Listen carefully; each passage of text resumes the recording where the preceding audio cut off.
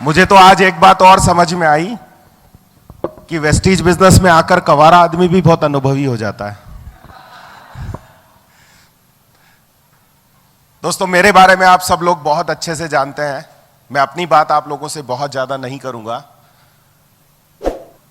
और वैसे भी आज इतना कुछ शिवम जी आपको दे चुके हैं, और यकीन मानो मैं अभी भी उन्हीं की बातों में खोया हूं। मैं जो बोलना चाहता था, बहुत सारी बातें साइड में रह गई। जो ड्रीम, जो लाइफ स्टाइल, जो स्टोरी उन्होंने दिखाई है, आई थिंक आप में से हर कोई उसको जीना चाहता होगा।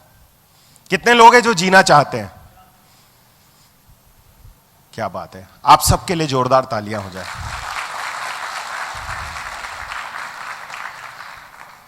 तो मैं आपको फिर एक बात वही कहना चाहूंगा जो गुजरात के प्रसिद्ध संत मुरारी बापू कहते हैं। क्या कहते हैं? कथा में लोग बैठते जरूर है, लेकिन लोगों में कथा कब बैठेगी। सफल कहानी तो आप लोगों ने सुन ली, लेकिन आप में सफलता कब आएगी?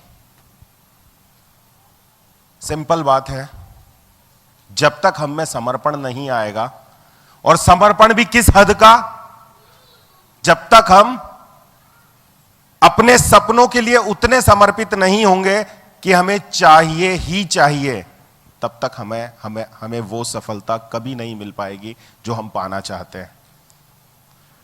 मुझे बहुत अच्छे से याद है, आज से 7 साल पहले प्रफुल्ल भाई को पहली बार मैंने फोन किया था, और ना चाहते हुए भी उनके साथ बिजनेस शुरू किया।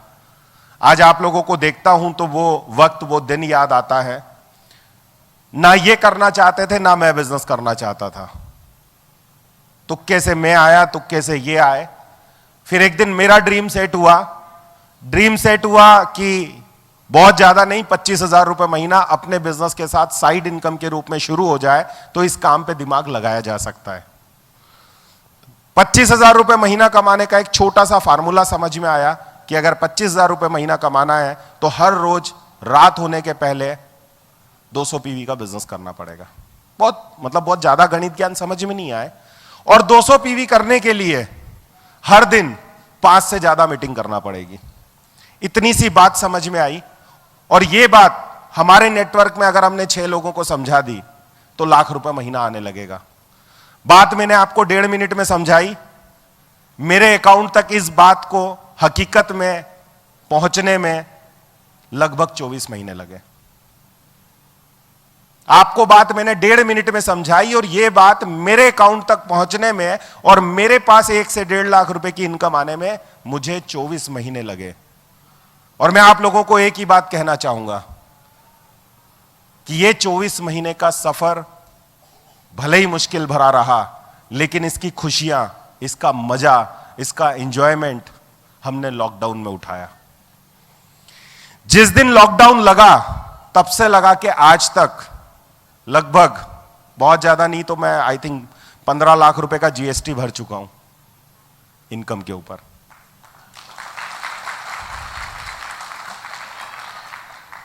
बात यह नहीं है कि पैसा आ रहा है, बात यह नहीं है कि हम घूम रहे हैं, बात यह नहीं है कि हम नाम कमा रहे हैं, बात यह है कि हम किस सिचुएशन में इन सब चीजों को कर पा रहे हैं। दुनिया की सबसे मुश्किल सिचुएशन पे आज की डेट में पूरी दुनिया गुजर रही है। बड़े से बड़े बिजनेस को देख लो, छोटे से छोटे बिजनेस वाले को देख लो। हमारे साथ फैक्ट्री वाले भी हैं। गुजरात तो वैसे भी बिजनेस वालों का रीजन है, और यहां जब हम बात करते हैं बिजनेस की, तो एक एक व्यक्ति बिजनेस की नब्ज को समझता है। तो मेरे हिसाब से इस सदी का सबसे टिपिकल टाइम अगर कोई देख रहा है बिजनेस के अंदर, तो वो ये समय है जो हम पिछले 2 सालों से बिजनेसमैन लोग फेस कर रहे हैं। और बहुत सारे जॉब वाले लोग हैं। जॉब वाले लोगों ने डेफिनेटली कोरोना के कुछ समय को, अगर वो गवर्नमेंट जॉब में, तो एंजॉय किया है, लेकिन स्ट्रेस, सबसे बड़ी खूबी जो इस बिजनेस में आने के बाद हमें मिली है, स्ट्रेस लेवल दूर हुआ है। क्योंकि जब हम गेट टुगेदर में आते हैं, एक नई सोच, एक नई एनर्जी, एक नई ऊर्जा हम एक दूसरे में ट्रांसफर करके चले जाते हैं, और फिर से एक नए सपने के साथ उठ के काम पे लग जाते हैं। आप बताओ, आपके व्यापार में अगर आपका थोड़ा सा मन नेगेटिव हो गया, तो आपको कौन संभालेगा, कौन मोटिवेट करेगा? आपकी बीवी? मुस्कुराओ, कौन, कितने लोगों की बीवी मोटिवेट करती है? आपका हस्बैंड? हाथ उठाकर देखो आप कितने लोगों को उनके हस्बैंड मोटिवेट करते हैं। अंदर ही अंदर मन ही मन में कह रहे हैं कि सर क्या बोल दिया आपने, क्या बोलते हैं, गंगोत्री पे चोट है ये।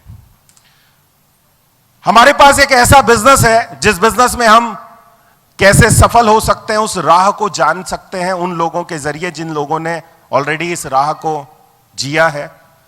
हमारे पास वो मौका है जिस मौके के जरिए हम अपने सपने लिख सकते हैं, ना सिर्फ लिख सकते हैं बल्कि जी सकते हैं, जैसे आपने अभी देखा। कुछ लोगों को यह कहानी बड़ी अच्छी लगी होगी, लेकिन जब मैं पहली बार इस तरह के सेमिनार में बैठा था मुझे यह कहानी बड़ी दर्दनाक लगी थी। दर्दनाक इसलिए लगी थी क्योंकि इतनी खूबसूरत जिंदगी के बारे में कभी सोचने का भी मौका नहीं मिला। मौका इसलिए नहीं मिला, जिस तरह से घर से, जिस तरह के माहौल से, जिस तरह की स्थिति से निकल के आए, हमें तो दाल दाने के लिए संघर्ष करना था, तो फ्लाइट में बैठना तो बहुत दूर की बात है। आज मेरे काफी सारे लोग हैं यहां पर जो मेरे घर आए हैं, जिन्होंने मेरा घर देखा है। मैंने इंदौर के एकदम प्राइम लोकेशन में जो अंबानी जी का हॉस्पिटल है कोकिला बहन, उसके जस्ट पास में अपना एक फ्लैट बनाया है। आज की डेट में लगभग 1.25 करोड़ रुपए की वैल्यू है।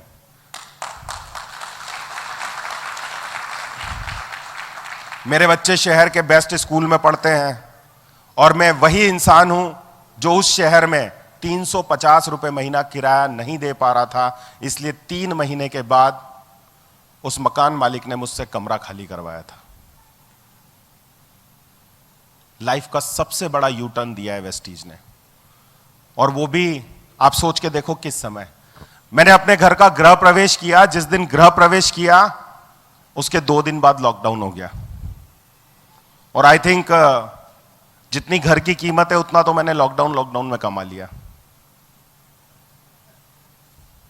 आप सोच के देखो कि जिन फैक्ट्री वालों ने, कहां है भावेश भाई, बहुत दोस्त है इनके जीआईडीसी में, जिन फैक्ट्री वालों ने कोविड के टाइम में पैसा लगाया, क्या हुआ उनका? जिन रेस्टोरेंट वालों ने पैसा लगाया उनका क्या हुआ? और यहां हमने लगाया क्या? बहुत लोग कहते हैं ये महंगा है, वो महंगा है, ऐसा है, वैसा है। मैं सिर्फ एक ही बात कहता हूं, एक फैक्ट्री खोलना, उसमें भाड़ा कितना लगता है, उसमें ब्याज कितना लगता है, उसमें लोगों की तनख्वाह कितनी लगती है, और उसके बाद आपकी मेहनत कितनी लगती है, और उसके बाद आप वेस्टीज बिजनेस को देखना, आपको पता चलेगा कि यहां कुछ भी महंगा नहीं है, बल्कि यहां आप महंगा खरीदने के लायक बन जाते हैं अगर आप अपनी सोच को थोड़े दिनों तक केंद्रित करके यहां दिमाग लगाकर काम करने के लिए तैयार हो जाते हैं। करना क्या है, मैं बहुत छोटी सी बात के साथ अगले 2 मिनट में अपनी बात को खत्म करूंगा, क्योंकि आज का दिन शिवम जी का और आप लोगों का दिन था। मैं सिर्फ एक ही बात कहूंगा, सबसे पहला काम करना है, हमारा एक गोल डिसाइड करना है, वॉटएवर जो आप चाहते हैं। कोविड के पहले हम लोग एक्टिविटी करते थे, हम में से हर एक के घर में मंदिर में उसका सपना लिखा हुआ होता था। कितने लोगों ने एक्टिविटी की थी? इनके लिए जोरदार तालियां हो जाए। और जिन लोगों ने एक्टिविटी की थी उनमें से कितने लोगों ने अपने सपने को पूरा किया? देखो, जितने लोगों ने एक्टिविटी की थी उसमें से 70% लोगों ने वापस हाथ खड़ा किया कि उनका सपना पूरा हुआ। मैं यहां बैठे हुए हर एक व्यक्ति से फिर से कहूंगा, आप अपनी अपलाइन के साथ कांटेक्ट करें और कैसे इस सपने को फिर से लिखना है, अपनी अपलाइन के साथ बैठ के काउंसलिंग करें, फिर से एक नया ड्रीम डिसाइड करें, घर के मंदिर में एक नया सपना लगाएं। और सिर्फ सपना लगाना नहीं है, उस सपने को लगाने के बाद उसको पूरा करने के लिए क्या क्या कदम उठाना है, वो आप और आपको अपनी अपलाइन के साथ बैठकर पर्सनल काउंसलिंग में डिसाइड करके नए तरीके से फिर से उठ के खड़ा होना है और पहले से दोगुनी ताकत के साथ अपने बिजनेस को आगे बढ़ाना है। उसके लिए दिन और रात एक करना है। मैं अगेन फिर से शिवम जी का बहुत बहुत थैंक्स करना चाहूंगा, जो उन्होंने इतना जोरदार इवेंट हमें दिया और दिल से उन्होंने इतना अपनी पूरी एनर्जी निकाल के हम लोगों के बीच रख दी, अपने दिल की सारी बातें आप तक रखी। तो मैं चाहूंगा कि एक बार जोरदार क्लैपिंग से शिवम जी का वेलकम हो। साथ ही साथ रमेश भाई मोरी जिन्होंने बहुत मेहनत की इस इवेंट को सक्सेस करने के लिए, उनके लिए तालियां बनती है। प्रफुल्ल भाई पटेल जिनके सहयोग से मैं यहां आया, उनके लिए भी तालियां बनती है। और आप में से बैठे हुए हर एक व्यक्ति के लिए तालियां बनती है, क्योंकि आप लोगों के बिना यह इवेंट अधूरा था। जब हम घर में खाना खाते हैं और कभी रोटी अच्छी नहीं बनती है तो नाराज किस पे होते हैं? किस पे नाराज होते हैं? महिलाओं के चेहरे पे मुस्कुराहट है और आदमी के चेहरे पे खामोशी है। कभी कभी चपाती अच्छी नहीं बनती, कभी सब्जी में नमक ज्यादा हो जाता है, कभी सब्जी में नमक कम हो जाता है, कभी जैसा आदमी के मन को नहीं भाता वैसी सब्जी बनती है, तो हम नाराज किस पे होते हैं? जिसने बनाया उस पे। और आमतौर पे गुजरात में तो महिला ही बनाती है, हमारे यहाँ की बात छोड़ दो, बाकी गुजरात में तो महिलाएं ही आमतौर पे खाना बनाती है। तो अगले दिन फिर कौन खाना बनाता है? कौन बनाता है? जिस पे हम नाराज होते हैं वही। अच्छा, फिर 2 दिन बाद अगर खाने में कोई प्रॉब्लम हो गई, आप फिर नाराज हो जाते हैं, उसके अगले दिन फिर खाना कौन बनाता है? वही जिस पे नाराज होते हैं। कई बार हमारे साथ में जो इंसान होता है, हम उसकी इंपॉर्टेंस को नहीं समझ पाते हैं, लेकिन जब वो कुछ दिन के लिए मायके चली जाती है तब क्या होता है? जब वो 4 दिन के बाद या 7 दिन के बाद या 10 दिन के बाद वो मायके से घर आती है, तब क्या होता है? तब घर के बर्तन कितने व्यवस्थित होते हैं, घर में दूल्हा कितना होता है। भावेश भाई के घर में एक दिन गया था, 10 दिनों तक भाभी नहीं थी। मुझे आज भी याद है वो घर का कोना कोना। उनके चेहरे की हंसी बता रही है, क्योंकि भाभी जब घर आई होगी तो घर भी साफ नहीं हुआ होगा, ये भी साफ हुए होंगे। हाँ, ये सच है। तो यही बात जो हमारे घर में लागू होती है, एक बात मान के चलना, सेम चीज हमारे बिजनेस में भी लागू होती है। कई बार हम हमारे साथ के किसी व्यक्ति को, चाहे वो हमारी टीम में है चाहे वो हमारी अपलाइन में है, हम धीरे धीरे लगातार साथ में काम करने की वजह से इंपॉर्टेंस को कम समझने लग जाते हैं। मैं आपको आज फिर से एक बात कह रहा हूं कि अगर यदि इस बिजनेस को बड़े मुकाम तक लेकर के जाना है, तो हम में से हर एक व्यक्ति को नई यूनिटी के साथ, नई एनर्जी के साथ इस तरह के इवेंट्स को रेगुलर करके आगे लेकर के जाना पड़ेगा। और अगर आप सब लोग मुझे कमिटमेंट करेंगे कि आप सब लोग कंधे से कंधा मिलाकर साथ देने को तैयार हैं, तो मैं आप लोगों से कमिटमेंट करता हूं कि हम इस तरह का इवेंट हर महीने करेंगे। पर ये इवेंट मैं नहीं करूंगा, ये इवेंट आप लोग करेंगे, शुरुआत हम लोग मिलकर करेंगे। तो अगर आप लोग इसके लिए प्रिपेयर हैं, हम लोग फिर एक मीटिंग करेंगे। आप रमेश भाई, प्रफुल्ल भाई और जो भी आपके अपलाइन है उनसे कांटेक्ट करिएगा, और हम वेरी सून इसको रेगुलर करने का ट्राई करेंगे। मोस्ट प्रोबेबली नेक्स्ट मंथ की कोशिश कर रहे हैं, अदरवाइज उसके नेक्स्ट मंथ फिर एक इवेंट होगा, और इस तरह से रेगुलरली हम आप लोगों के साथ बने रहेंगे। Thank you, wish you wealth.